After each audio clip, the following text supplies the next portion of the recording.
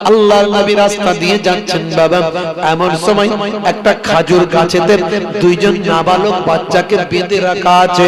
আল্লাহর নবী খাজুর গাছের গোড়ায় গিয়ে দাঁড়িয়ে গেলেন, চোখ ভরা পানি অশ্রুসিক্ত নয়নে জিজ্ঞাসা করলেন, হে বাচ্চারা, তোমাদের কেন বেঁধে রাখা হয়েছে?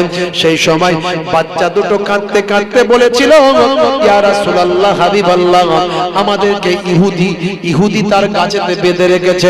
আমরা বড় গরিব মানুষ, আপনার সাহাবীর দুইজন আমরা সন্তান, আমরা দুই ভাই, বড় গরিব মানুষ। কয়েকদিন থেকে ভুকা অবস্থায় ছিলাম, কয়েকদিন থেকে ক্ষুধার্ত অবস্থায় ছিলাম, বাড়িতে খাবার কিছু নাই। আমাদের পিতা কোনো কাজ তেমন পাননি, আমাদের মুখে খাবার দেওয়ার মতো কোনো ব্যবস্থা করতে পারেননি। বড় অসহায়, কয়েকদিন ক্ষুধার্ত অবস্থায় থাকার কারণে আমরা বাড়ি থেকে বের হয়ে পড়েছিলাম। খাবার যন্ত্রণায় সহ্য করতে পারিনি।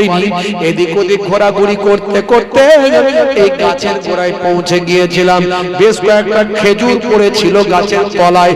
আমরা 7-5 না ভেবে, কার কাজ চিন্তা না করে, ক্ষুধার যন্ত্রণা মেটানোর জন্য খাজুরগুলোকে তুলে দুই ভাগ করে খেয়েছি। হঠাৎ করে ইহুদি মালিক এসেছে। সে এসে দেখতে পেয়ে আমাদের ধরে গাছের সঙ্গে বেঁধে রেখেছে। ইয়া রাসূলুল্লাহ, হাবিবাল্লাহ, আমাদের আপনি বাঁচান। আল্লাহর নবী চোখ ভরা পানি অশ্রুসিক্ত নয়নে বললেন, আহারে বাছা, তোদের এত কষ্ট। বাবা দাঁড়াও, চিন্তা করো না বাবা, আমি এখনই ব্যবস্থা করছি। কেঁদো না, ভয় পেও না, ভয় পেও না, কেঁদো না, আমি তোমাদের এখনই ব্যবস্থা করছি। আল্লাহর নবী অশ্রুসিক্ত নয়নে মসজিদে নববী শরীফে চলে গেলেন। আল্লাহর নবী বসে বসে মসজিদে নববী শরীফে বসে বসে কাঁদছেন। কিভাবে বাচ্চাদেরকে ছাড়াবো, কিভাবে? আমার তো কিছুই নাই, আমি অত বড় অসহায়, আমি অত বড় গরিব, আমি অত বড় ক্ষুধার্ত। আল্লাহর নবী এমন কিছু নাই যে ওই ইহুদির কবল থেকে বাচ্চা দুটোকে ফিরিয়ে নিয়ে আসবে। আল্লাহর নবী চিন্তা করছেন কি উপায় বের করা যায়। নবী আমার ঝরঝর করে কাঁদছেন, ঝরঝর করে কাঁদছেন। কোথায় ছিলেন? হযরতে আবু বকর সিদ্দিক এসে হাজির হয়ে গেলেন। আল্লাহর নবীর সামনে এসে হাজির হলেন। ইয়া রাসূলুল্লাহ, হাবিবাল্লাহ, আমি আবু বকর আপনার কান্না সহ্য করতে পারি না। ইয়া রাসূলুল্লাহ, হাবিবাল্লাহ, আপনি কাঁদবেন না, কাঁদবেন না, কাঁদবেন না, আপনি কাঁদবেন না। আপনার কান্নার কারণটা বলুন, আমি আবু বকর আপনার কান্নার কারণটা জেনে গেলে আমি আপনার কান্নাটা মুছিয়ে দেব। আল্লাহর নবী আবু বকরের কথা কোন রকম উত্তর দিলেন না। এ তরুণ যুবকেরা, হে আমার বন্ধুরা, কিছু সময়ের মধ্যে হযরত ওমর ফারুক খবর পেয়ে হাজির হলেন। ছুটতে ছুটতে এসে হাজির হয়ে বলেন, ইয়া রাসূলুল্লাহ, হাবিবাল্লাহ, বলুন কি আপনাকে দুঃখ দিয়েছে, কি আপনার চোখ থেকে অশ্রু ঝরিয়েছে? আমি ওমর ফারুক সহ্য করব না, আমার তলোয়ার দিয়ে তার শরীরকে দুখানা করে দেব। আমার রাসূলের শরীর থেকে অশ্রু ঝরিয়েছে, তার বদলাটা আমি ওমর নিতে চাই। আল্লাহর নবী হযরত ওমরকে কোনো কথা বললেন না। হে তরুণ যুবকেরা, হে আমার বন্ধুরা, এমন সময় দেখতে পাওয়া যায় হযরত ওসমান জিন্নুরাইন জানতে পেরে ছুটে ছুটে আল্লাহর নবীর খেদমতে আসে। ইয়া রাসূলুল্লাহ, হাবিবাল্লাহ, আমি ওসমান এসেছি আপনার খেদমতে। আমার বাপ মা 14 পুরুষের জান আপনার কদমে কুরবান হয়ে যাক। ইয়া রাসূলুল্লাহ, আপনার চোখ থেকে পানি বের হচ্ছে, আমি ওসমান সহ্য করতে পারিনি। আমার সব কিছু দিয়ে আপনার চোখের পানিটা মোছাতে চাই, আমার সব কিছু দিয়ে আপনার চোখের পানিটা মোছাতে চাই। আল্লাহর নবী বললেন, বাবা ওসমান পারবে? বলে, হুজুর একবার হুকুম করুন। ওসমান জিন্নুরাইন খুব জ্ঞানী সাহাবী, ধনী সাহাবী, মদিনার বিখ্যাত ধনীদের একজন। আজও ওসমান জিন্নুরাইন হুজুরের মদিনায় খাজুর গাছের বাগান আছে। আজও এখন ওসমান হুজুরের নামে সেই বাগান এখনো রেজিস্ট্রি। ওসমান হুজুরের সেই বাগান থেকে যে অর্থ লাভ আসে, ওসমান হুজুরের নামে একটা অ্যাকাউন্ট করা আছে ব্যাংকে। এখনো ওসমান হুজুরের নামে ব্যাংকে অ্যাকাউন্ট চলে মদিনা শরীফে। জোরে হবে না? 1400 বছর আগে, 1450 বছর আগে ইন্তেকাল করেছে সেই মৃত মানুষ, তার নামের অ্যাকাউন্ট এখনো জিন্দা। সেই অ্যাকাউন্ট থেকে দান সদকা, ভাই আমার, শিক্ষা, এডুকেশন ইউনিভার্সিটি চলছে ওসমান জিন্নুরাইনের নামে। জোরে বলুন সুবহানাল্লাহ। তিনি নবীর জন্য এত দান করেছেন, আল্লাহ তার দানকে কবুল করে আজও তার দান চালিয়ে যাচ্ছে। হে তরুণ যুবকেরা, হে আমার বন্ধুরা, শুনে রেখে দিন বাবা, জেনে রেখে দেন, ওসমান জিন্নুরাইনকে আল্লাহর নবী অশ্রুসিক্ত নয়নে বললেন, বাবা ওসমান, আমি যে অবস্থা এখন দিয়ে এসেছি, আমি যে সিচুয়েশন এখন দেখেছি, আমি নবী সহ্য করতে পারি না। বাবা ওসমান, যাও অমুক জায়গায় যাও, একটা খাজুর গাছের সঙ্গে দুইজন নাবালক বাচ্চা আছে, যে কোনো উপায় দুইজন নাবালক বাচ্চাকে তুমি ছাড়াও। শুধু তাই নয়, ওই খাজুর গাছটা হলো ইহুদির, ওই খাজুর গাছটা যেখানে দুইজন নাবালক বাচ্চাকে বেঁধে রাখা হয়েছে, আমি চাই ওই গাছ যেন তুমি কিনে নিয়ে ইহুদির কাছ থেকে যে কোনো মূল্যে কিনে তার কাগজটা, তার পেপারসটা আমি রাসূলের হাতে এনে দাও। জোরে হবে না? হে তরুণ যুবকেরা, হযরত ওসমান জিন্নুরাইন ছুটতে ছুটতে ছুটতে ছুটতে হাঁপাতে হাঁপাতে সেই খাজুর গাছের গোড়ায় গিয়ে হাজির হলেন। সেখানে ইহুদি মালিকটা সেখানে ছিল। সেই ইহুদি ওসমান জিন্নুরাইনকে দেখে অবাক হয়ে গেল। মদিনার সবচেয়ে ধনী মানুষ ছুটতে ছুটতে আসছে, মদিনার সবচেয়ে বড় ধনী মানুষ, ব্যবসায়ী মানুষ ছুটতে ছুটতে আসছে। আমি তো সামান্য ইহুদি, ছোটখাটো ব্যবসাদার, ছোটখাটো একজন মানুষ, এত বিশাল মদিনার সবচেয়ে বড় ধনীদের মধ্যে একজন ধনী, সে ছুটতে ছুটতে আমার কাছে আসছে। সেই ইহুদি ঘাবড়ে গেল, ভয় পেয়ে গেল, কি ব্যাপার ওসমান, তুমি আমার কাছে এইভাবে ছুটতে ছুটতে কেন আসে? সেই সময় ওসমান জিন্নুরাইন বলে, ইহুদি, দুটো বাচ্চাকে আগে খোল, খোলার পরে তোর সঙ্গে কথা হবে। তাড়াতাড়ি খোল বলছে, খোল, বাচ্চা দুটোকে তাড়াতাড়ি ছাড়া, তাড়াতাড়ি খোল। বলার সঙ্গে সঙ্গে এত বড় দাপুটি একজন বড় ব্যবসায়ী, মদিনার এত বড় ব্যবসায়ী যে অনেকগুলো ব্যবসাদারকে কিনে ফেলতে পারে, ওসমান জিন্নুরাইনের দাপটের কাছে সঙ্গে সঙ্গে সেই ইহুদি হযরতে ভাই আমার দুটো বাচ্চাকে ওসমান জিন্নুরাইনের সামনে মুক্ত করে দিলেন। হে তরুণ যুবকেরা, হযরত ওসমান জিন্নুরাইন বললেন, এবার বল, হে ইহুদি, এবার বল, এই খাজুর গাছের দাম কত নিবি? যত নিবি তত টাকা দেব, যা চাইবি তাই দেব, কিন্তু খাজুর গাছ আমাকে বিক্রি কর। ওসমান জিন্নুরাইনকে ইহুদি বলল, বিক্রি আমি করব না, বিক্রি আমি করব না। কিন্তু ওসমান জিন্নুরাইন বললেন, তোকে বিক্রি করতেই হবে, বিক্রি এটা করতেই হবে, আমার এই গাছটা লাগবে, এই খাজুর গাছটা আমার লাগবে। ওসমান জিন্নুরাইনের দাপট, বা আমার মদিনার সবচেয়ে বড় ব্যবসায়ীদের মধ্যে একজন ব্যবসায়ী, এরকম ব্যবসায়ীর সঙ্গে বিয়াদবি করলে ব্যবসার জগতে টিকে থাকা যাবে না। হে তরুণ যুবকেরা, ইহুদি বলল, ঠিক আছে, হে ওসমান, তোমাকে বিক্রি যদি করতেই হয়, আমার একটা শর্ত আছে, যা শর্ত বলবি সব ওসমান মেনে নেবেন। সেই সময় ইহুদি বললে, তবে শোনো, তোমার যে বাগানটা আছে, অমুক জায়গায় একটা ভালো বাগান আছে, যেখানে 100 খানা উচ্চ ফলনশীল খেজুরের গাছ আছে, ওই উচ্চ ফলনশীল খাজুরের গাছওয়ালা 100 খানা খাজুরের গাছওয়ালা বাগানটা যদি আমাকে দিয়ে দাও, তাহলে এই একটা গাছের পেপার, একটা গাছের দলিলটা আমি তোমাকে দিয়ে দেব। ওসমান জিন্নুরাইন বললেন, তাড়াতাড়ি নিয়ে আয়, যা আমি আমার 100 খানা খাজুরের গাছওয়ালা বাগানটা তোকে দিয়ে দিলাম। জোরে হবে না? ইহুদি বলছে, ওসমান তুমি ঠকে গেলে, তুমি এত বড় ব্যবসাদার, এত বড় তুমি ব্যবসাদার, তুমি এই আমার সঙ্গে ব্যবসায়ী ডিল করলে, একটা গাছ আমার ঠিক মতো কি কেমন খেজুর হয় না হয়, কি যে তোমার ভালো লাগলো, হ্যাঁ, তুমি একটা গাছের পরিবর্তে 100টা উচ্চ ফলনশীল গাছ আমাকে দিয়ে দিলে, বাগান দিলে, তুমি ঠকে গেলে। ওসমান বিন নুরাইন বলে, ওরে ইহুদি শোন, আজকে তুই আমার কাছে তুই ঠকে গেলি। বলে কি করে? বলে ওসমান, আমার নবীর চোখে আমি অশ্রু দেখেছি এই গাছের জন্য। আজকে আমি তোকে বলেছিলাম এই গাছটা আমাকে দিবি, যা নিবি তাই দেব, তুই ঠকে গেলি।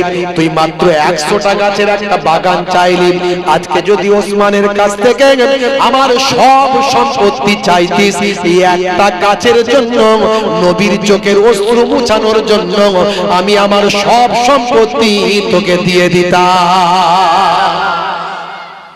দেখেছেন কেমন দান, কেমন নবী প্রেম, কেমন ভালোবাসা, কেমন মহাব্বত, কেমন দান।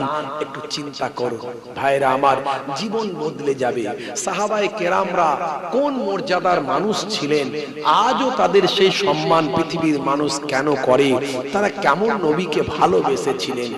আর আমরা নবীকে ভালোবেসে নবীর ভাই আমার শিষ্যর খাতায়, নবীর গণ্ডির মধ্যে আসার জন্য আমরা নামাজটাই করতে পারছি না, আমরা রাসূলের সুন্নতটাই রাখতে আমাদের কিন্তু বোধ হয়। নবীকে কেমন ভালোবাসি আমরা! দান করতে বললে দান করতে গিয়ে হাত আমাদের বেরোতে চায় না, হাত দানের জন্য বেরোতে চায় না। কেমন নবীকে ভালোবাসি আমরা! কাল কিয়ামতের দিনে শাফাত পাবো তো? বলুন ইনশাআল্লাহ। আল্লাহ আমাদের কবুল করে, আমাদেরকে অন্তত একটু পরিবর্তন করে দেন। বলুন আল্লাহুম্মা আমিন, বলুন আল্লাহুম্মা আমিন। হে তরুণ যুবকেরা, আল্লাহ প্রদত্ত সবচেয়ে বড় ইবাদত হলো নামাজ।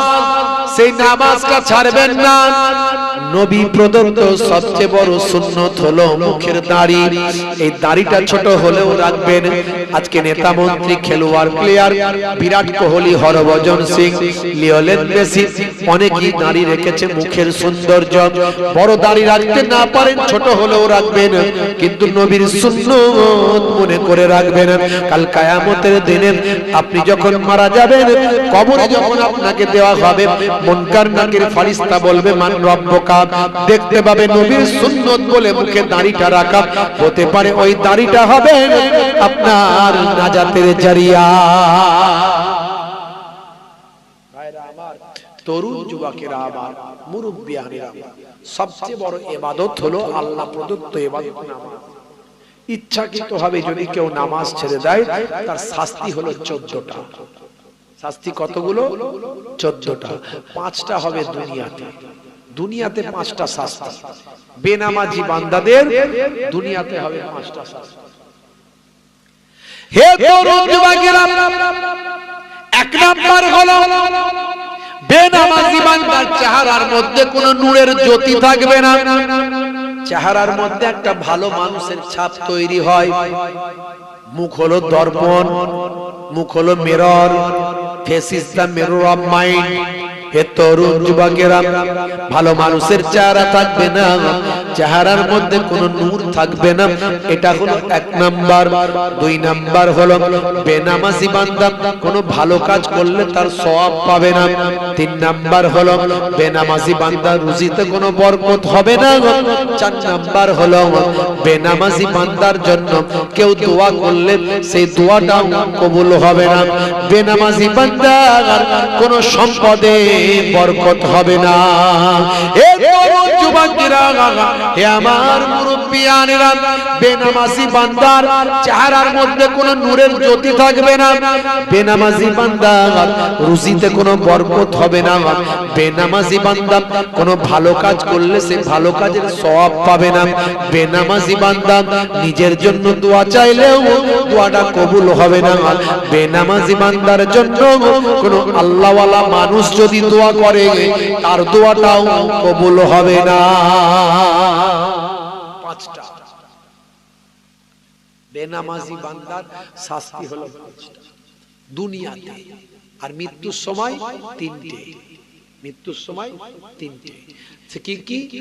একটা হলো অপমানের সঙ্গে, বেইজ্জতের সঙ্গে তার মৃত্যু হবে। 2 নাম্বার হলো বেনামাজি বান্দার মৃত্যু যখন হবে ভীষণ ক্ষুধার্ত অবস্থায় থাকবে। তিন নাম্বার হলো বেনামাজি বান্দা যখন মারা যাবে ভীষণ পিপাসা অবস্থায় মারা যাবে, মনে হয় সব পানি খেয়ে ফেলবো, কিন্তু পেটে তার ঢুকবে না। এই মৃত্যুর সময় তিনটে, কবরে গেলে হবে তিনটে। কি কি কবরে গেলে তিনটে শাস্তি হবে। সেটা হলো কবরে একটা ভয়ঙ্কর সাপ নিযুক্ত করা হবে, যে তাকে দংশন করতে থাকবে। আর সেই সাপ এমন সাপ, দুনিয়াতে যেখানে নিঃশ্বাস ফেলবে সেখানে আর জীবনে কখনো ঘাস জন্ম হতো না, এমন ভয়ঙ্কর সাপ তাকে দংশন করতে থাকবে। দুই নাম্বার, কবরের মাটি সমান হয়ে যাবে, তাকে গুঁড়ো করে দেবে, আবার গোটা হবে, আবার গুঁড়ো করে দেবে। এইভাবে কবরের আরেকটা শাস্তি হবে। তিন নাম্বার হলো কবরের ভিতরে আমার আগুনের কুণ্ডুতে পরিণত করা হবে, আগুন জ্বালিয়ে দেওয়া হবে। বুঝতে পারছেন? এই তিনটে হলো শাস্তি কবরের। হে তরুণ যুবকেরা, কিয়ামতের দিনে হলো তিনটে শাস্তি হবে। এক নাম্বার হলো আমার আল্লাহ বেনামাজি বান্দার দিকে রহমতের দৃষ্টিতে বেনামাজি বান্দার দিকে আমার আল্লাহ তাকাবেন না, এটা হলো এক নাম্বার। দুই নাম্বার হলো বেনামাজি বান্দার আমলনামা পেছন দিক থেকে বাম হাতে দেওয়া হবে, অপমানের সঙ্গে তার আমলনামা পেছন দিক থেকে দেওয়া হবে, এটা হলো দুই নাম্বার। আর তিন নাম্বার হলো ফারিস্তারা বেনামাজি বান্দাকে টানতে টানতে জাহান্নামের আগুনে নিক্ষেপ করে দেবেন। এই হলো 14টা শাস্তি বেনামাজি বান্দার জন্য। আমার আল্লাহ তাআলা আমাদের নামাজি বানিয়ে দেন, বলুন আল্লাহুম্মা আমিন। কারা কারা নামাজি হব হাত তুলে দেখান তো দেখি। কারা কারা নামাজি হব হাত তুলে দেখান। অনেকে তুলছেন না, নামাজ পড়বেন না নাকি? ক্যান্সার হতে পারে, টিউমার, প্যারালাইসিস, হার্ট অ্যাটাক হতে পারে।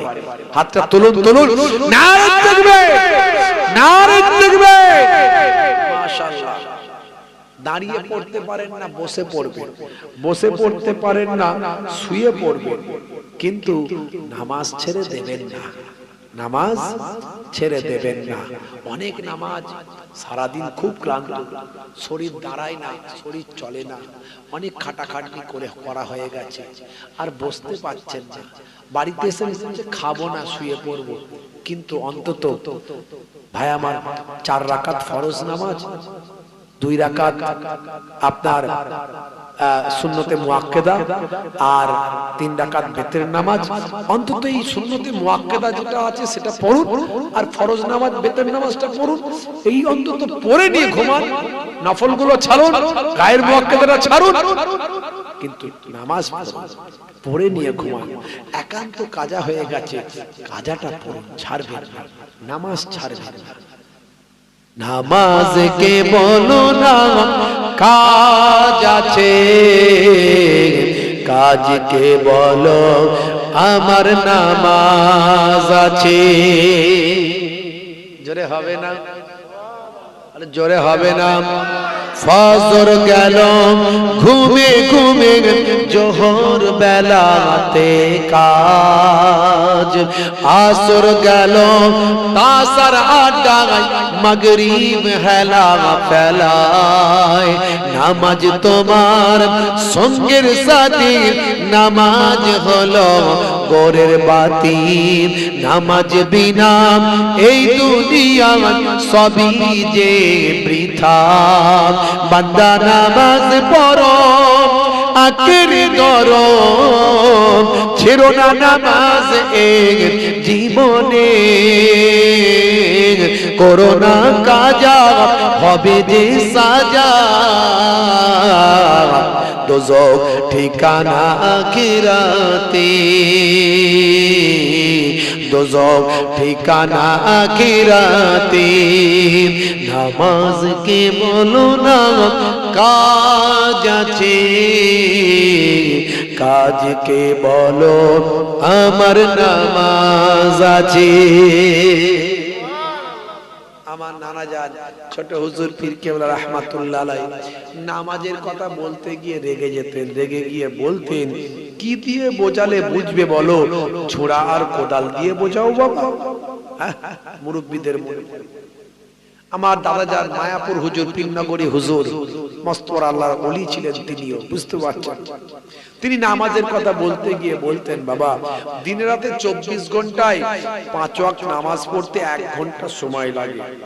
12 মিনিট করে সময় দিলে 1 ঘন্টা সময় লাগে 5 ওয়াক্ত নামাজ পড়তে।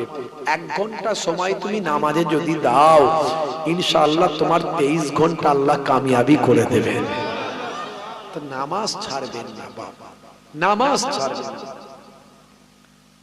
ভাইরা আমার, তরুণ যুবকেরা আমার, সবচেয়ে বড় ইবাদত হলো নামাজ। আল্লাহ প্রদত্ত সবচেয়ে বড় ইবাদত নামাজ। নবী প্রদত্ত সবচেয়ে বড় সুন্নত হলো মুখের দাড়ি। এই দুটো জিনিস যদি করতে পারে, আমি মোহেবুল্লাহ হুসাইনি আপনাদের বলে দিয়ে যাই, 70 থেকে 80% অন্যায় আপনার কাছ থেকে অটোমেটিক সরে চলে যাবে ইনশাআল্লাহ। আপনি একজন পবিত্র মানুষ হয়ে যাবেন আস্তে আস্তে।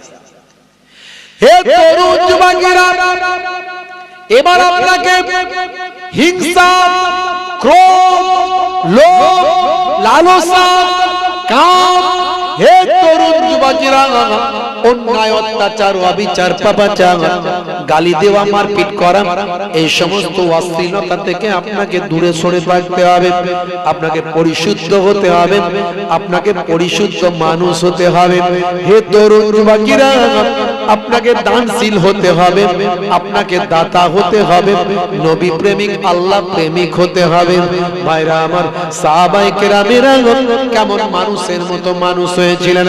নামাজও পড়ছে, চিটিংবাজিও করছেন, দাঁড়িয়ে রেখেছে, ধাপ্পাবাজিও করছেন, জুব্বা পরে টুপি মাথায় দিয়ে বউকে পেটে, বাপকে পেটে। হে তরুণ যুবকেরা, হে আমার মুরব্বিয়ানিরা, এই সমস্ত অন্যায়গুলো থেকে নিজেকে পরিশুদ্ধতা অর্জন করতে হবে, জীবনটা ধন্য হয়ে যাবে। ভাই আমার, নবীকে ভালোবাসতে হবে, সাহাবায়ে কেরামদের ভালোবাসতে হবে, আলেমে হাক্কানিকে ভালোবাসতে হবে, পিতা মাতাকে ভালোবাসতে হবে, নিজের স্ত্রীকে ভালোবাসতে হবে, প্রতিবেশীকে ভালোবাসতে হবে। ভাই আমার, মানুষের সঙ্গে মিষ্টি ব্যবহারটা করতে হবে। এগুলো আপনার জীবনকে পরিশুদ্ধ করবে, নামাজ, ইবাদত, রোজা, হজ, যাকাতকে পারফেক্ট করবে, কবুল করে নেবে। হে তরুণ যুবকেরা, আল্লাহর নবী একবার রাস্তা দিয়ে হেঁটে হেঁটে যাচ্ছেন, এমন সময় দেখেন একটা খেজুর গাছের সঙ্গে 2টো নাবালক বাচ্চাকে বাঁধা আছে। একবারও কি তুমি ভেবেছো এই সৃষ্টি আল্লাহ তোমাকে কে করলো? আমার আল্লাহ তোমাকে যেভাবে সৃষ্টি করেছেন, পৃথিবীর বিজ্ঞানের এখনো ক্ষমতা হয়নি এখনো কোন মানুষকে এভাবে তৈরি করবেন। হে তরুণ যুবকেরা, হে আমার মুরব্বিয়ানেরা, শুনে রেখে দিন বাবা, জেনে রেখে দেন। হে যুবক, চিন্তা করো, গবেষণা করো, ভাবো আল্লাহ তোমাকে কেমন করে সৃষ্টি করলেন। হে দুনিয়ার মানুষ শোনো, বিজ্ঞানীরা বলছে, সায়েন্স বলছে, মাতৃগর্ভের ভিতরে বাচ্চাটা একটা আইসিইউ সিকিউর জায়গার মধ্যে, ভাই আমার, মায়ের পেটের ভিতরে আর একটা বাবা, ভাই আমার, সুন্দর থাকার একটা জায়গা, সেই জায়গার ভিতরে আইসিইউ এর ভিতরে, সেখানে পানির মধ্যে মৃত অবস্থায় বাচ্চাটা মায়ের গর্ভে হাবুডুবু খায়। হে তরুণ যুবকেরা, ওই সময় দেহটা থাকে মৃত। ভাই আমার, কিতাবের মধ্যে দেখতে পাওয়া যায়, আমার আল্লাহ তাআলা একজন ফারিস্তা পাঠান মাতৃগর্ভে। ফারিস্তা মাতৃগর্ভে গিয়ে আমার আল্লাহ তাআলার পক্ষ থেকে কুদরতি রূহটা ওই বাচ্চার শরীরের ভিতরে দান করে দেয়। সবচেয়ে আগে মাতৃগর্ভে বাচ্চাটার কানটা খুলে যায়। আজকের সায়েন্স বলছে, বিজ্ঞান বলছে, সবচেয়ে আগে কানটা খুলে যায়, শ্রবণ ইন্দ্রিয়। আর আমার আল্লাহ কোরআন মাজিদে এই বর্ণনা দিতে গিয়ে প্রথম কানের কথাই বলেছেন। জেরে বলেন সুবহানাল্লাহ। কোরআনের কথা, দয়ার নবীর হাদিস, আজকের বিজ্ঞানীরা যেটা আবিষ্কার করছে 1450 বছর আগে লিপিবদ্ধ হয়ে আছে, কিন্তু যুবক আজকে আমরা সেগুলো বুঝি না, জানার চেষ্টা করি না। হে তরুণ যুবকেরা, আজকের সায়েন্স বলছে, মেডিকেল সায়েন্স বলছে, ডাক্তারেরা বলছেন, হে তরুণ যুবকেরা, আমার মুরব্বিয়ানেরা, মাতৃগর্ভের ওই বাচ্চাটা বা আমার পানির মধ্যে হাবুডুবু খায়, বাইরা আমার আজকের গবেষকরা বলছে পৃথিবীতে যত প্রাণীর সঞ্চার হয়েছে সব পানি থেকে সৃষ্টি হয়েছে। আজকে একবিংশ শতাব্দীতে আল্ট্রাসাউন্ড হয়েছে, ইকোকার্ডিওগ্রাফি মেশিন হয়েছে, বাইরা আমার এক্সরে মেশিন হয়েছে।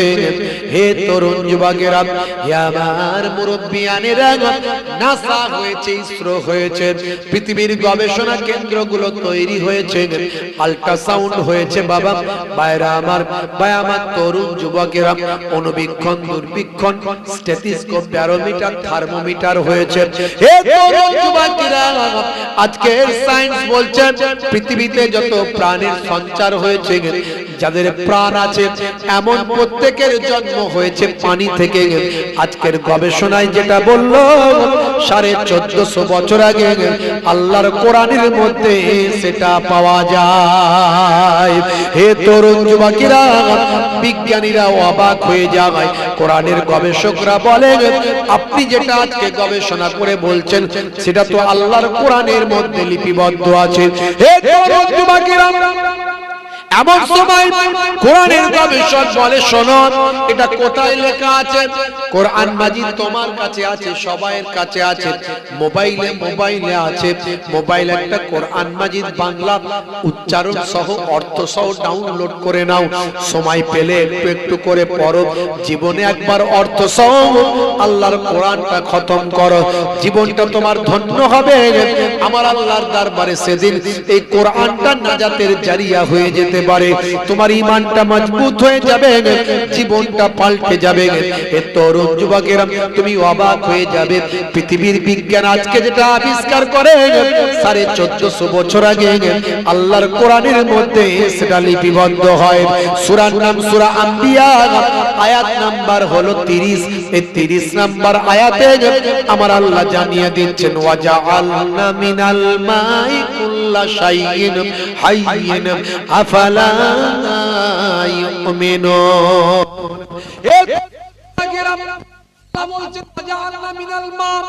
আমি আল্লাহ সৃষ্টি করেছি পানি থেকে, কুল্লা শাইইন প্রত্যেক জিনিস, হাইয়িন যার জীবন আছে, যার জীবন আছে এমন প্রত্যেক জিনিসকে আমি আল্লাহ পানি থেকে সৃষ্টি করেছি। আজকের গবেষণায় যেটা বলা হলো কোরআনে লিপিবদ্ধ হয়ে আছে। এরকম একটা দুটো নয়, আমি কম বেশি 50টা উদাহরণ আমার হৃদয়ে আছে। আমি এগুলো অনেক উদাহরণ দিয়েছি, ইন্টারনেট সার্চ করলে দেখতে পাবেন কম বেশি 30,000 বক্তব্য আছে। আমি অনেক উদাহরণ দিয়েছি।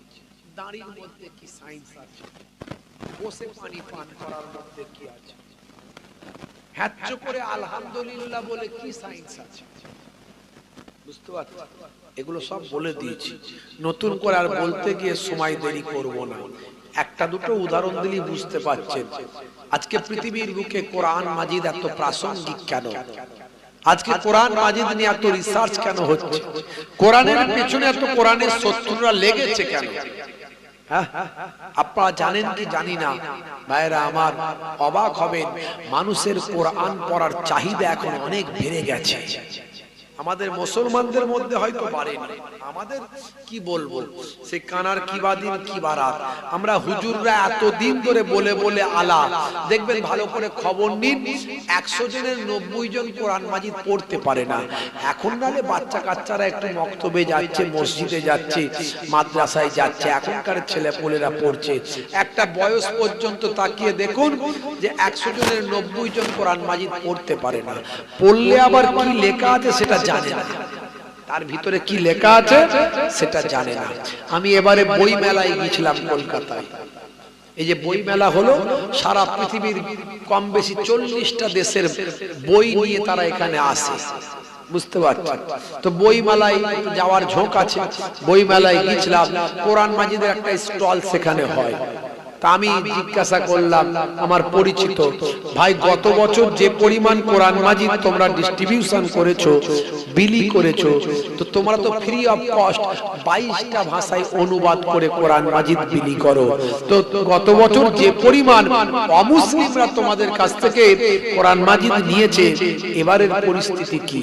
বলছে এবারের পরিস্থিতি অন্যান্য বারের থেকে 10 গুণ নয়, তার থেকে আরো অনেক অনেক গুণ বেশি অমুসলিমরা আমাদের কাছ থেকে কোরআন মাজিদ কালেক্ট করছে। জোরে বলুন সুবহানাল্লাহ। আমি বললাম দেখো, সবই আল্লাহর ইচ্ছা। আল্লাহ কাকে দিয়ে দ্বীনের খেদমত করাবে কেউ জানে না। আমরা যেটা বলে বলে কাজ হয়নি, ওয়াসিম সরকারের মতো একটা বিধায়ক সে বলে কাজ হয়ে গেছে। সে এমন কোরআনের বিরোধিতা করলো যে সবাইয়ের কোরআন পড়ার আগ্রহ জন্মে গেল। জোরে হবে না? এটাই তো আল্লাহর কুদরত, এটাই তো আল্লাহর কৌশল। আমার আল্লাহ বলেছেন ওয়া মাকারু ওয়া মাকারাল্লাহু ওয়াল্লাহু খায়রুল মাকিরিন। হে দুনিয়ার মানুষ, তোমরা যতই কৌশলকারী হও, সবচেয়ে বড় কৌশলকারী আমি আল্লাহ। তোমরা আমার হয়ে যাও, আমি আল্লাহ তোমাদের হয়ে যাব। কোনো টেনশন করতে হবে না। মাল্লাহুল মাওলা ফালাহুল কুল। বান্দা যখন আল্লাহর হয়ে যায়, কুল মাখলুকাত তার গোলাম হয়ে যায়।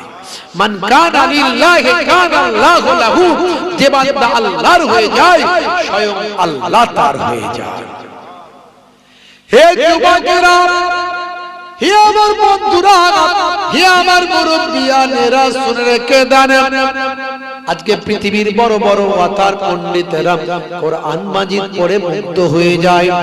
গ্যারি মিলার থেকে জেনিফার, রিচমন্ড থেকে ডিউ ডেভিস, মিস্টার ব্রেইল, হে তরুণ যুবকেরা, কেসিয়াস কেলে থেকে টাইসন, হ্যানুম্যান থেকে জেনিফার, মাইকেল জ্যাকসন, বায়ামার হাসিম আমলা থেকে জুনায়েদ জামশেদ, সেখান থেকে মঈন আলী খান, বায়ামার দোস্ত আমার, সেখান থেকে শুরু করে মেসুদ ওয়াজিল থেকে সাদিও মানে, পৃথিবীর বড় বড় নায়ক গায়ক সেলিব্রিটি ওয়াতার পণ্ডিতেরা আজকে কোরআন মাজিদ পড়ে মুগ্ধ হয়েছে, কোরআনের প্রেমিক হয়েছে, দয়ার নবীর জীবনী পড়ে মুগ্ধ হয়ে বিশ্ব নবীর তারা শিষ্য হয়েছে। পৃথিবী বড় বড় বড় বড় ব্যক্তিরা তারা আজকে মুগ্ধ হয়েছে। অনেক উদাহরণ দিয়েছি আমি ভাইরা আমার। হে তরুণ যুবকেরা, আল্লাহ বললেন বান্দারে, এই দুনিয়া হলো ক্ষণস্থায়ী, পরকালটা হলো চিরস্থায়ী। তোমাকে আমি সব নিয়ামত দিয়েছি। কি দিইনি তোমাকে? জমিনকে বিছানা বানিয়েছি, আকাশকে ছাদ বানিয়েছি, তোমাদের জন্য রুজি রুটির ব্যবস্থা করেছি, দিনকে তোমাদের জন্য রুজি রোজগারের ব্যবস্থা করেছি, আর রাতকে তোমাদের জন্য বিশ্রামের করে দিয়েছি, তোমাদের যাতে শান্তিতে বসবাস করো, তাই জন্য একাকিত্ব বোধ যাতে না করো, তার জন্য তোমাদের জোড়ায় জোড়ায় আমি আল্লাহ সৃষ্টি করেছি। সুন্দর করে আমার আল্লাহ কোরআন মাজিদের ভিতরে বললেন ওয়া খালাকনাকুম আজওয়াজা। হে যুবকেরা, আমার আল্লাহ বললেন বান্দারে শুনে রেখে দাও, রাতকে তোমাদের জন্য পোশাক বানিয়েছি। ওয়াজআলনাল লাইলা লিবাসা, রাতকে তোমাদের জন্য পোশাক বানিয়েছি। পোশাকের কাজ শরীরকে ঢেকে রাখা না ফাঁকা রাখা? ফাঁকা রাখা তো নাকি শরীরের কাজ, শরীরের পোশাকের কাজ শরীরকে কি করা? ঢেকে না ফাঁকা? ঢেকে রাখা। আল্লাহ বলছেন রাতকে তোমাদের জন্য পোশাক বানিয়েছি, মানে রাতের বেলা এমন ভাবে থাকবে রাত যেন তোমাদের ঢেকে রাখে। তার মানে অন্ধকারের ভিতরে ঘুমাবে। ভাইরা আমার, এখন আল্লাহর নবীও বলেছে যে রাতের বেলা লাইটটা বন্ধ করে দিয়ে ঘুমাবে, কিন্তু মুসলমানের যুবক ছেলেরা এখন রাতের বেলা লাইট বন্ধ করে ঘুমাতে পারে না। বলে হুজুর লাইট বন্ধ করলে কত রকমের ভূত আসে, ভূত, মোটা ভূত, রোগা ভূত, উড়ন্ত ভূত, ডুবন্ত ভূত, গাছে ভূত, পানিতে ভূত, হ্যাঁ, কঙ্কাল ভূত, কালো ভূত, কত রকমের ভূত হুজুর মিটিং করে মিছিল করে ধরতে আসে। সেই জন্য লাইটটা জ্বালালে তবে একটু ভয়টা কম লাগে। আসলে নামাজ নাই তো, নামাজ পড়ে না, পবিত্র হয় না, ওর নবীর শিষ্য নাই, শাহরুখ খানের চাচতো ভাই, সলেমান খানের ফুফুতো ভাই, বুঝতে পারছেন। আবার কানে দুল পড়ছে, দুল, মাথার এদিকে চুলটা ফাঁকা, এদিকটা ফাঁকা, মাথার এদিকটা ফাঁকা, এদিকটা ফাঁকা, ওপরের চুলগুলোকে করেছে খারাপ, মাঝে মাঝে পেছনে নিয়ে এসেছে করেছে খোপা, আবার মাঝে মাঝে কালারিং করে রং করেছে কাকাতুয়ার মাথায় ছুটি, খ্যাক্সিয়ালি পালায় ছুটি, গরু বাছুর দাঁড়িয়ে আছে আর ঘুঘু পাখি ডাকছে গাছে।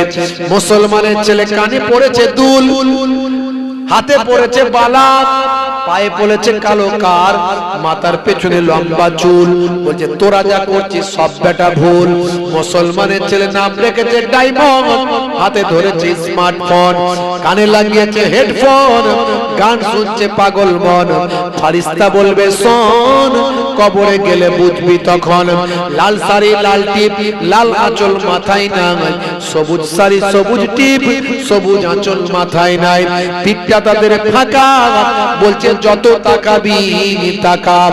মুসলমানের নারী করছে বাড়াবাড়ি, হাতে ধরেছে কাটারি, চালাচ্ছে স্কুটি গাড়ি, গায়ে নাই ওর নাম, বলছে আমার দিকে দেখ না, চুল করতে কালার, যাচ্ছে বিউটি পার্লার, নাম ছিল জরিনা, হয়ে গেছে করিনা।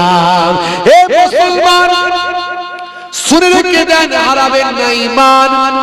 মুসলমানের ছেলে গায়ে আবার ট্যাটু এঁকেছে, ট্যাটু, কানে পড়ছে দুল, গায়ে হাতে ট্যাটু। মুসলমানের ছেলে গায়ে পড়েছে ট্যাটু, ভাই আমার গায়ে লাগিয়েছে ট্যাটু, কানে পড়ছে দুল, হাতে পড়ছে বালা, লাল লাল জুতো পায়ে, চোখে কালো চশমা, দুই চোখ মেলে খোঁজে বেদের মেয়ে জ্যোৎস্না, গায়ে হাতে ট্যাটু আঁকা, হেঁটে চলে আঁকা বাঁকা, কাছে গেলে দেখা যায় সুস্থ ছেলে না, কাছে গেলে দেখা যায় সুস্থ ছেলে না, তিরঙ্গার দুর্গন্ধে টেকা যায় না, তিরঙ্গার দুর্গন্ধে টেকা যায় না। ভালো চলছে ধান্দা, খাচ্ছে রজনীগন্ধা, আছে না নাই, কারবারে অশান্তি, চালাচ্ছে শান্তি, মন করবে কমল, খাচ্ছে ওরা বিমল। বুঝতে পারছেন? একটা ইন্টারনেটে ভাইরাল হয়েছে, একটা মহিলা বিমল খেয়ে অসুস্থ হয়ে গেছে, বুঝতে পারছেন, মহিলা সে বিমল খাচ্ছে। এখন মহিলারাও তিরঙ্গা খাচ্ছে, গুটখা খাচ্ছে, সিগারেট খাচ্ছে। দেখবেন কলকাতার রাস্তায় মদ খেয়ে, সেদিনে ইন্টারনেটে ভাইরাল, দুটো মেয়ে মদ খেয়ে লুটোপুটি করছে, আবার লোকজন বলছে বাড়ি দিয়ে আসবো, তাদেরকে ধরে মারছে। বুঝতে পারছেন ভাইরা আমার, পরিবেশ পরিস্থিতি খুব খারাপ জায়গায়। একজন মহিলা জাহান্নামে গেলে সঙ্গে 4 জনকে নেবে, সঙ্গে 4 জনকে নেবে। বুঝতে পারছেন? তার বাপকে নেবে, বাপ তাকে কন্ট্রোল করেনি, সঠিক ইসলাম শেখায়নি, সঠিক দ্বীন শিক্ষা দেয়নি, বাপকে নেবে। বলে আব্বা তুমি তো আমাকে কোনোদিন শেখাওনি, জানাওনি, বোঝাওনি। বড় ভাইকে নেবে, বড় ভাই, ভাইয়ের উপরে দায়িত্ব ছিল মনকে ঠিকঠাক সঠিক পথে দিশা দেখানো, সে করেনি। ভাই আমার স্বামীর উপরে দায়িত্ব ছিল। এখনকার স্বামীরা তো আবার বউকে নায়িকা করে নিয়ে ঘুরে বেড়ায়। জলসায় গেছি, বলছে হুজুর কিছুটা রাস্তা বাইকে যেতে হবে, বাইকে। আমি বললাম বাইক তো খুব কম চাপি, সে কবে চাপ চালাতাম, আগে চাপা তো ছেড়েই দিয়েছি প্রায়, তো টোটো ফোটো করে রাখতে পারতে। তো বলে হুজুর রাস্তা একটু খারাপ আছে, বাইকে যেতে হবে। চলো তাহলে। বাইকে উঠতে গিয়ে দেখি সর্বনাশ, বাইক তো নয়, যেন দোতলা মোটরসাইকেল, দোতলা, মানে ড্রাইভার যে বসবে সে এখানে আর প্যাসেঞ্জার বসে তার ঘাড়ের কাছে। সর্বনাশ করছে। এ বাবু তোমাদের মোটরসাইকেল চাপতে পারবো না, হেঁটে হেঁটে যাবো। এসব মোটরসাইকেল চাপে কারা? বলে হুজুর এর জন্য আলাদা কপতি আছে। সর্বনাশ করেছে। বুঝতে পারছেন? সে চাপার আলাদা লোক আছে। হাই রে হাই, মুসলমানের নারী স্বামী মনে মনে করছে আমার বউকে নায়িকা লাগছে। বুঝতে পারছেন? কত যে গুনাহগার হচ্ছে, দায়ুস হচ্ছে, ভাই আমার বেপরদা করে বউকে নিয়ে ঘুরে বেড়াচ্ছে অশ্লীল ভাবে, ভাই আমার পরপুরুষের কুনজরে পড়ছে। এর জন্য আল্লাহর দরবারে জবাব দিতে হবে। ওই স্বামী সঠিক পথে পরিচালিত করেনি তার স্ত্রীকে, এই জন্য স্বামী জাহান্নামে যাবে। আর একটা মেয়ে জাহান্নামে গেলে তার বড় ছেলেকেও সঙ্গে নিয়ে জাহান্নামে যাবে, কারণ ছেলেও একটা সময় মায়ের গার্জেন হয়ে যায়। বুঝতে পারছেন? হে তরুণ যুবকেরা, হে আমার বন্ধুরা, হে যুবকেরা শুনে রেখে দেন, মুসলমানের ছেলে নেশাখোর, পাত্তাখোর, গাঁজাখোর, তারিখোর, মদখোর, শাহরুখ খানের চাচতো ভাই, শাহরুখ সলেমান খানের ফুফুতো ভাই, ভাইরা আমার নেশা করে আছে না নাই? 1450 বছর আগে আল্লাহর নবী জানিয়ে দিয়েছেন কুল্লু মুস্কিরিন হারাম, প্রত্যেক নেশা হলো হারাম, তোমরা নেশা থেকে বাঁচো। চাচা আমার এত বিড়ি খায়, নামাজ যদিও ধরেছে, আসরের নামাজ পড়তে মসজিদে সিজদায় গেছে, আর পকেট থেকে ঘড়ি বিড়ি, মল্লিক বিড়ি খরখর খরখর খরখর খরখর করছে। চাচা সিজদায় পড়ে বলছে সুবহান রাব্বিয়াল আলা, সুবহান রাব্বিয়াল আলা, আর পকেট থেকে বিড়ি বলছে বিড়ি খাবি, বিড়ি খাবি, বিড়ি খাবি। সর্বনাশ করেছে। এখন সে নামাজ পড়বে না বিড়ি খাবে, এই চিন্তায় মাথা ঘুরছে। খালি মসজিদ থেকে বেরোতে দেরি, ও বিড়ি ধরিয়ে মাথা টুপিও খোলেনি, শিকা বিড়ি টান মেরে নাক দিয়ে ধোঁয়া উড়িয়ে চাচা বেরিয়ে যাচ্ছে। কিছু ইয়ং ছেলে বেনামাজি বসে বসে তাস খেলছে, তাদের কাছে গিয়ে দাঁড়িয়ে গিয়ে বলছে, এ পল্টু কি চাল মারছিস, তুই তো গোলাম ফেলেছিস দেখছি, বিবি নাই? বলে হ্যাঁ আছে। বিবি দিয়ে গোলামকে মান না, বিবিতে গোলামে পিটাপিটি করে চাচা বেরিয়ে যাচ্ছে। হাই রে হাই, আখেরি জামানা মুসলমান এখন নেশায় ডুবে গেছে। মদ খাচ্ছে মেডিকেল জুস বলে, রাস্তাঘাটে সিগারেটের ধোঁয়া মারছে। হাই রে হাই, এখন দেখবেন কিছু মানুষজন আছে এত এত বড় নেশাখোর, যারা টয়লেটে গেলে পকেটে করে বিড়ি দেশলাই নিয়ে ঢোকে, মানে ওপরের ধোঁয়া না মারলে নিচের মাল ক্লিয়ার হবে না। আছে না? পরিস্থিতি খুব খারাপ। কে কাকে বলে কে শোনে? এখন বাপের কথা ছেলে শোনে না, মায়ের কথা ছেলে শোনে না, হুজুর বললে জলসায় বসে না। ওই দেখবেন ফ্রি খার পাবজি খেলছে সব বসে বসে, আর মেলাতে ঘুরছে, আর বিরিয়ানি যখন খাবেন জায়গা ধরবে না। আবার একটা ওই কি বলে মেলাতে গিয়ে ওই ওই যে কি বলে ফাংশন লাগিয়ে দিয়েছে, সেখানে টিকিট কেটে ঢুকছে। কিয়ামত আসবে না? আসবে না? এসআরের হিয়ারিং এর নাম থাকবে না, যাবে? বলে এটা আমাদের কর্মফল। আমাদের একজন মালিক ছিল, মালিক, সেই মালিকের কথা আমরা শুনিনি, তবুও মালিক আমাদের হেফাজত করছে। মালিক একটু শাস্তি দিয়ে হেফাজত। হে তরুণ যুবকেরা, হে আমার বন্ধুরা, হে আমার মুরব্বিয়ানেরা, শুনে রেখে দিন বাবা, জেনে রেখে দেন। আল্লাহ বললেন বান্দারে, এই দুনিয়া হলো তোমাদের জন্য ক্ষণস্থায়ী, প্রত্যেককে মরতে হবে। কুল্লু নাফসিন যায়িকাতুল মাউত। হে তরুণ যুবকেরা, হে আমার মুরব্বিয়ানেরা, শুনে রেখে দিন বাবা, জেনে রেখে দেন। হযরত ঈসা রূহুল্লাহ সফরে বেরোবেন, ভ্রমণে বেরোবেন।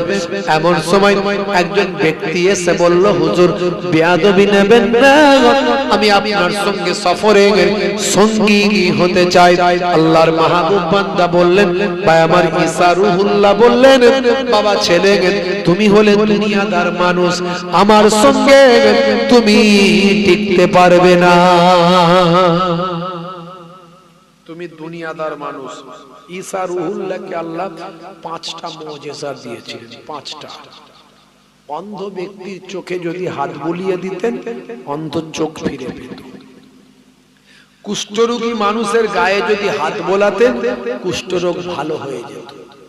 কার বাড়িতে কি খাবার রান্না হয়েছে, ঈসা রূহুল্লাহ তিনি তার দরবার থেকে বলে দিতেন, এই তোমার বাড়িতে এটা রান্না হয়েছে, যদি বলেন সুবহানাল্লাহ। আর মাটি দিয়ে বালি দিয়ে ভাই আমার কোন জীবজন্তু তৈরি করে তাতে তিনি রূহ ফুঁকে দিয়ে বলতেন যা চলে যা। ওই মাটির তৈরি জীবজন্তু জিন্দা জীবিত হয়ে চলে যেত। আর ভাই আমার, কোন পুরানো কবর, কোন মানুষ মারা গেলে, কোন জীবজন্তু পশু পাখি যাই মারা যাক, তার কঙ্কালের কাছে, তার পুরানো কবরের কাছে গিয়ে যেতে বলতেন এই মুর্দা জিন্দা হোক আর খাড়া হো যা। বলার সঙ্গে সঙ্গে ভাই আমার সেই কঙ্কাল, যারই কঙ্কাল হোক, বাঘের হোক, মানুষের হোক, যাই হোক না কেন, উঠে দাঁড়িয়ে ঈসা নবীকে সালাম দিতে শুরু করত। এত বড় দরজার একজন নবী, তিনি সফরে যাচ্ছে। একজন লোক বলছে হুজুর আপনার সঙ্গে আমি সঙ্গী হব। হুজুর বললেন বাবা তুমি তো দুনিয়াদার মানুষ, আমার সঙ্গে সঙ্গী হতে পারবে না। সে বলে হুজুর আপনার সঙ্গে থাকলে আমি ঠিক হয়ে যাব, আপনার সঙ্গে থাকলে আমি পরিবর্তন হয়ে যাব, আমাকে নিয়ে চলুন না হুজুর, আমার বড় ইচ্ছা আপনার সঙ্গে যাব। ঈসা রুহুল্লাহ দেখলেন, হুজুর দেখলেন বাবা যদি না নিয়ে যায় মনে দুঃখ হবে, চলো তাহলে। ভাই আমার কিছুটা যাওয়ার পরে 3টে রুটি লোকটার কাছে দিলেন, দিয়ে বললেন বাবা 3টে রুটি তোমাকে দিলাম, একটা ক্ষুধা লাগলে আমি খাবো, একটা ক্ষুধা লাগলে তুমি খাবে, আর একটা তোমার কাছে রেখে দেবে, ফের যদি ক্ষুধা লাগে তখন ভাগ করে খাবো। এখন কোথায় যাবেন ওই লোক তো জানে না, হুজুরের সঙ্গে চলল। ভাই আমার কিছু সময়, বেশ কিছু সময় যাওয়ার পরে হুজুর বললেন বাবা ভোগ লেগেছে, রুটিটা বের করো, একটা তুমি খাও, একটা আমি খাই, আর একটা তোমার কাছে রেখে দাও। একটা হুজুর খেলেন, একটা তাকে খেতে দিলেন, আর একটা রাখতে দিলেন। সে চিন্তা করছে এবার যে একটা তো রুটি আর একটা খেয়েছি, আমার তো এই 3টে খেলেও পেট ভরবে না। তা আবার হুজুর একটা খেতে দিয়েছে, হুজুর নিজে একটা খেয়েছে, আবার বলেছে ভোগ লাগলে ভাগ করে খাবো। এ কি আর ভাগ করে খাওয়ার জিনিস? এমনি পেট ভরছে না। তো চিন্তা করলে এই রুটিটাকে আমাকে হাফিস করে দিতে হবে, আর হুজুরকে বলবো যে রুটি নাই। বেশ হুজুর যাওয়ার পরে হুজুর বলছেন বাবা রুটিটা আছে তো? বলে হুজুর রুটিটা কোথায় কি হয়ে গেছে আর বুঝতে পারছি না, রুটি আর নাই।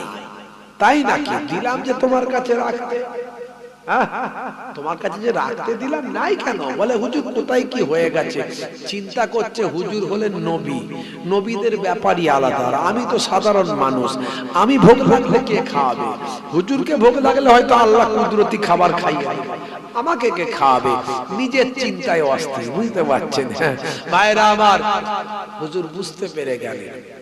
হে তরুণ যুবকেরা, হে আমার বন্ধুরা, শুনে রেখে দিন বাবা, জেনে রেখে দেন। হে মুসলমান একটু লক্ষ্য করুন, এমন সময় দেখতে পাওয়া যায় আল্লাহর নবী হযরত ঈসা রূহুল্লাহ চিন্তা করলেন এই হলো দুনিয়াদার মানুষ, নিশ্চয় যে কোনো ভাবে লুকিয়ে রেখে দিয়ে এখন বলছে রুটি নাই, তাই একে একটুখানি ভালো করে বোঝানোর চেষ্টা করতে হবে, একে পরিবর্তন করতে হবে, চেঞ্জ করতে হবে। হে তরুণ যুবকেরা, হে আমার বন্ধুরা, আল্লাহর নবী হযরত ঈসা রূহুল্লাহ একটা বালুকাময় জায়গায় গেলেন, সেখানে গিয়ে হাত দিয়ে 3টে ইট বানিয়ে ফেললেন, 3টে বালির ঢিপা তৈরি করলেন, বালির ঢিপি 3টে তৈরি করলেন, ইটের মতো আকৃতি করে বললেন এই বালি তুমি সোনার ইটে পরিবর্তন হয়ে যাও, আল্লাহর হুকুমে 3টে সোনার ইট হয়ে যাও। বলার সঙ্গে সঙ্গে হযরত ঈসা নবীর দোয়াতে 3টে সোনার ইটে পরিবর্তন হলো। সেই দুনিয়াদার লোকের এবারে তো জিভ থেকে মনে হচ্ছে লাল পড়ছে সোনার ইট দেখে, মনে মনে করছে একটা যদি পেতাম এই ইট, তাহলে আমার 14 পুরুষ বসে বসে খেত। হুজুর এই সোনার ইট কি হবে হুজুর? যেটা আপনি বানালেন, যেটা আপনি বানালেন কি হবে? আল্লাহর নবী বলেন, আল্লাহর নবী হযরত ঈসা রূহুল্লাহ সেই সময় বলেছিলেন হে বাবা ছেলে, একটা ইট সোনার ইট তোমাকে দিলাম, আর একটা ইট আমার কাছে রাখলাম, আর যার কাছে রুটি আছে তাকে আমি একটা ইট দেব। বলার সঙ্গে সঙ্গে নিজের পায়ামার লুকানো জায়গা থেকে ওই রুটিটা বের করে বলেন, হুজুর এই যে রুটি পেয়ে গিয়েছি। হুজুর বললেন, বাবা ছেলে, বলেছিলাম বাবা তুমি আমার সঙ্গে থাকতে পারবে না, তুমি হলে দুনিয়াদার মানুষ, আমার সঙ্গে টিকতে পারবে না। তুমি এই রুটিটাকে লুকিয়ে রেখে অস্বীকার করছিলে, আর এখন ইটের লোভে তুমি রুটিটা বের করে দেখিয়ে দিলেন। যাও যাও যাও, তিনটে ইটি তোমাকে দিলাম, তুমি আর আমার সঙ্গে তোমাকে রাখবো না, চলে যাও। তিনটে সোনার ইট নিয়ে চলে যাও, আমার সঙ্গে তোমাকে আর রাখবো না, কারণ তুমি পাক্কা দুনিয়াদার মানুষ আছো। যাও। সে তো দুনিয়াদার মানুষ, হুজুর নালে একটু বকে চলতে কি হয়েছে, তিনটে সোনার ইট তো পেয়েছি, সে তার ধান্দায় আছে। সে চিন্তা করছে না যে হুজুর আমাকে বললো, আমি কত দুঃখ পেলাম, তাহলে আমি সত্যি কি খারাপ মানুষ, সত্যি কি দুনিয়াদার, এসব চিন্তা নাই। ও আমি পেয়ে গেছি তিনটে ইট, হুজুর যা বলে বলুক, ঘা কতক দিলেও অসুবিধা নাই, এ আমার বংশ পরম্পরায় বসে বসে খাবে, বুঝতে পারছেন। তিনটে ইট নিয়ে আসসালামু আলাইকুম দিয়ে হুজুর সামনের দিকে, ও ব্যাগ গিয়ারের পেছন দিকে, বুঝতে পারছেন, বগলে ভরে আনন্দে আত্মহারা হয়ে যাচ্ছে। আর তৎকালীন যুগে ডাকাতরা ঘোড়ায় চড়ে ডাকাতি করে, দুইজন ঘোড়ায় চড়া ডাকাত ওই পথ দিয়ে আসছে, দেখছে এ বেটা একা আনন্দে হাসতে হাসতে যাচ্ছে। ডাকাতরা হাতে তলোয়ার নিয়ে ঘোড়ায় চড়ে এসে হঠাৎ করে ধরেছে, এই বেটা কি আছে দে, কি আছে দে। কিন্তু লোকটা খুব চালাক, দুনিয়াদার লোক তো, বুঝে গেছে যে যা হবার তো হয়েই গেছে, ডাকাতের খপ্পরে পড়েছে, তা এখন নিজেকেও বাঁচতে হবে, সম্পদও কিছুটা বাঁচাতে হবে। তাই খুব চালাক লোক তো, জান যাতে না চলে যায়, মরে যাতে না যায়, সেজন্য আগেই ক্লিয়ার করে দিচ্ছে, দেখো ভাই আমাকে মেরো না ভাই, আমার কাছে তিনটে সোনার ইট আছে, তোমাদের দুজনকে দুটো দিয়ে দিচ্ছি, আর একটা আমার কাছে থাক। ডাকাতরা চিন্তা করলো, এত ভালো লোক কোথায় পাবো, এ তো মারধর করার আগে, চাওয়ার আগে নিজে থেকেই দিয়ে দিয়েছে। যাক, ডাকাতদের মনে মায়া হয়ে গেল, তোকে মেরে ধরে লাভ নাই, দুটো যখন এমনি দিচ্ছে দুটোই নি, আমরা দুজন দুটো নেবো, আর ওকে একটা থাক ওর কাছে। ঠিক আছে, তোর কাছে থাক। এবারে তখন ওই লোক চিন্তা করছে যে আমি তো একটা ইট হলো, তিনটে বিয়াদবি করে নিয়ে এলাম, কিন্তু একটা আমার কাছে রইলো, বাকি দুটো তো এরা নিয়ে নিল। আবার আমি হেঁটে যাব, আবার কোনো ডাকাত কি কোথা থেকে কোনো মস্তান এসে নিয়ে নেবে, সব তো চলেই যাবে। তো এক কাজ করি, এরা হলো ডাকাত, এদের সঙ্গে যদি আমি বাড়ি পর্যন্ত চলে যাই, তাহলে কেউ আর আমার ধারে কাছে আসবে না। তো এদেরকে তো মোটামুটি বশ করে ফেলেছে। তা এখন ভাই তোমরা কোন দিকে যাবে, বলে ওই দিকে। ওই দিকে অমুক জায়গায় আমাকে একটু নামিয়ে দেবে, তাহলেই হয়ে যাবে। দেখো না ভাই, একটু হলে ভালো হয়। বলে এই লোকের কাছ থেকে নাচে আমরা সোনার ইট পেয়ে গেলাম, তাহলে নামিয়ে দিতে অসুবিধা কি আছে, ঠিক আছে নামিয়ে দেবো বলে ঘোড়ায় চড়িয়ে নিয়েছে। একটা ঘোড়ায় দুজন, একটা ঘোড়ায় একজন।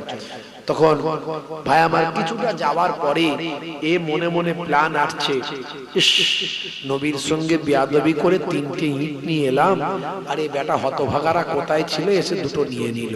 তো এদেরকে কি এমনি ছেড়ে দেবো? না না, ছাড়া যাবে না, এদেরকে একটু বুদ্ধি করতে হবে। তো একটু ভোগ লেগেছে, খাওয়ার নাটক করে, আর এরা ডাকাতেরা মার্কেটে যাবে না, এদেরকে এক জায়গায় দাঁড় করিয়ে আমি মার্কেটে যাব, গিয়ে তিনজনের খাবার নিয়ে আসবো, দুটো খাবারে বিষ মাখিয়ে এদেরকে দিয়ে দেবো, দিয়ে এরা বিষ খেয়ে মরে যাবে, এদের উট ফুট তরোয়াল ফরওয়াল যা আছে ফোড়া ফোড়া আর এই সোনার ইট সব নিয়ে আমি চম্পট দেবো। এই চিন্তা করছে বসে বসে ভাই আমার। আর ওরা চিন্তা করছে যে আমরা তো ডাকাত, আমাদের মনে তো কোনো দয়া ময়া নাই, তা আমরা কেন একটা শুধু শুধু ইট ছেড়ে দিয়ে চলে যাচ্ছি, সোনার ইট কেন ছাড়বো, কেন? ওটাও তো আমরা ভাগ করলে আমাদের 1.5খানা করে ভাগে পড়বে। না না, এটা আমরা ভুল করে ফেলছি। ওরাও দুজনে মাথায় প্ল্যান মারছে, বুঝতে পারছে। হঠাৎ করে এ বলল, ভাই একটু দাঁড়াও, বড় ভোগ লেগেছে, এই জঙ্গলের আড়ালে দাঁড়াও, আর ওদিকে মার্কেট আছে আমি জানি, কিছু খাবার নিয়ে আসি। ও খাবার আনতে গেছে, আর এরা এখানে প্ল্যান করে নিয়েছে দুজনে মিলে যে এলি বেটাকে টুকরো করব, করে মরুভূমিতে পুঁতে দিয়ে 3টে সোনার ইট নিয়ে আমরা চটপট দেব। আর ও চিন্তা করছে আমি সোনার ইটগুলো নেওয়ার জন্য 2টো খাবারে বিষ মাখিয়ে নিয়ে যাব। 2টো খাবারে বিষ মাখিয়ে নিয়ে এসেছে। হে তরুণ যুবকেরা, এমন সময় 2টো খাবারে বিষ মাখিয়েছে, খাবারটা নিয়ে এসে এদের হাতে দিয়েছে। ভাইরা আমার, তরুণ যুবকেরা আমার শুনে রেখে দেন। আর ওই ডাকাত দুজন পূর্ব পরিকল্পনা মতো খাবারটা নিয়ে নেওয়ার পরে ভাই আমার আড়াল মতো জঙ্গলের এলাকায়, ভাই আমার মরু প্রান্তরে তাকে 2 টুকরো করে হত্যা করে মাটির ভিতর বালির ভিতর দাফন করে দিয়েছে। দাফন করে দিয়ে মজা করে 2 জন মিলে 3টে খাবার ভাগ করে খেয়েছে। 3টে ইট তারা ভাগ করে নেবে, 3টে খাবার তারা ভাগ করে খেয়েছে। হে তরুণ যুবকরা, হে আমার মুরব্বিয়ানিরা, এমন সময় দেখা গেল এই বিষ মাখানো খাবার ছিল, এটা খেয়েও ডাকাত 2টো মারা গেছে। এদিকে ডেড বডি ভাই আমার ওই ব্যক্তি দাফন করে দিয়েছে, পড়ে আছে বাবা, মরে মরে পড়ে আছে। ওই ব্যক্তিকে মেরে ফেলে দিয়েছে। এদিকে ডাকাত দলেরাও 2 জন মরে পড়ে আছে। 3টে সোনার ইট 3 দিকে পড়ে আছে, 2টো ঘোড়া পড়ে আছে। হে তরুণ যুবকেরা, হে আমার মুরব্বিয়ানিরা, ফেরেশতা যাচ্ছিলেন ওদিক দিয়ে, ফেরেশতা জিবরাইল আলাইহিস সালাম ফেরেশতা ওই দিক দিয়ে যাচ্ছিলেন। যেতে যেতে দেখেন এই যে ব্যক্তিটা মৃত হয়ে মারা গিয়ে পড়ে আছে, এই ব্যক্তিটা তো নূহ হযরতে ঈসা নবীর সাথী, ঈসা নবীর সঙ্গী। ঈসা নবীর কাছে গিয়ে খবর দিলেন, ও আল্লাহর নবী পয়গম্বর ঈসা রূহুল্লাহ, আপনার সঙ্গীকে অমুক জায়গায় মরে পড়ে থাকতে দেখলাম। আপনার সঙ্গী, তার সঙ্গে 2 জন ডাকাতকে পড়ে থাকতে দেখলাম, সোনার ইটগুলো পড়ে থাকতে দেখলাম। ঈসা রূহুল্লাহ বললেন, ওই সঙ্গী আমার সঙ্গে যে এসেছিল সে হলো পাক্কা দুনিয়াদার মানুষ, দুনিয়ার সম্পদ নিয়ে তার ব্যস্ত ছিল, দুনিয়ার সম্পদ নিয়ে সে ভাই আমার বড় লোক হতে চেয়েছিল, সে পাক্কা দুনিয়াদার মানুষ। আমি তাকে বোঝানোর চেষ্টা করেছিলাম, কিন্তু সে বোঝেনি। দুনিয়ার মানুষ দুনিয়ার জমিনে মারা গেল, দুনিয়ার মাল মাতা দুনিয়ার জমিনে রয়ে গেল। দুনিয়ার মানুষ দুনিয়াতে মারা গেল, দুনিয়ার সম্পদ দুনিয়াতে রয়ে গেল। মুসা হযরত ঈসা রূহুল্লাহ বোঝানোর চেষ্টা করলেন, এই দুনিয়া হলো ক্ষণস্থায়ী, পরকাল হলো চিরস্থায়ী। দুনিয়ার সম্পদ দুনিয়াতে পড়ে থাকবে, দুনিয়ার মানুষ মারা যাবে, ভোগ করতে পারবে না। সবচেয়ে বড় সত্য হলো মৃত্যু, সবচেয়ে বড় সত্য হলো মৃত্যু, আর সবচেয়ে বড় মিথ্যা হলো জীবন। সবচেয়ে বড় মিথ্যা হলো জীবন। মানুষ জীবন নিয়ে বড় ব্যস্ত, জীবনে এই করতে হবে, ওই করতে হবে, সেই করতে হবে। একটা গাড়ি হলে 4টে গাড়ি করতে হবে, একটা মার্কেট হলে 4টে মার্কেট করতে হবে, একটা এই হলে একটা। জীবন নিয়ে আমরা ছুটে বেড়াই, কিন্তু মৃত্যুকে ভুলে যাই, আল্লাহর পথ থেকে সরে যাই, নামাজ মানুষ ছেড়ে দেয়, রাসূলের সুন্নাত ভুলে যায়। দরুদ শরীফ আল্লাহুম্মা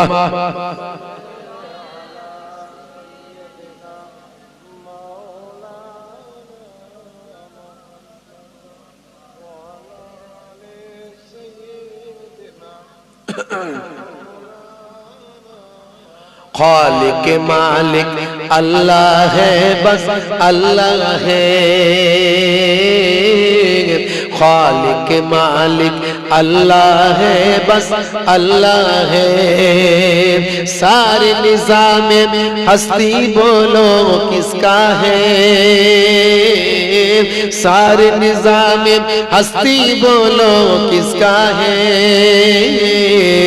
खालिक मालिक अल्लाह है, बस अल्लाह है।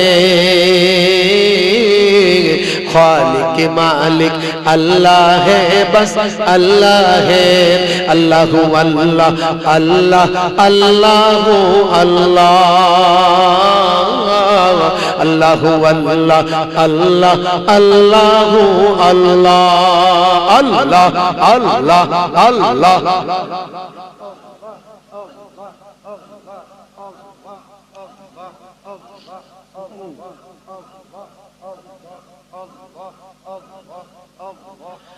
माँ के पेट में जन्म मांगे वो देता है, माँ के पेट में जन्म मांगे वो देता है।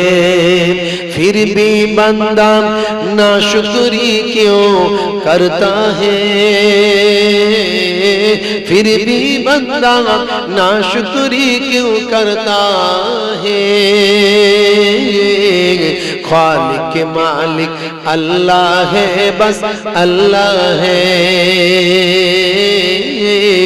खालिक मालिक अल्लाह है, बस अल्लाह है। अल्लाहु अल्लाह अल्लाह अल्लाहु अल्लाह।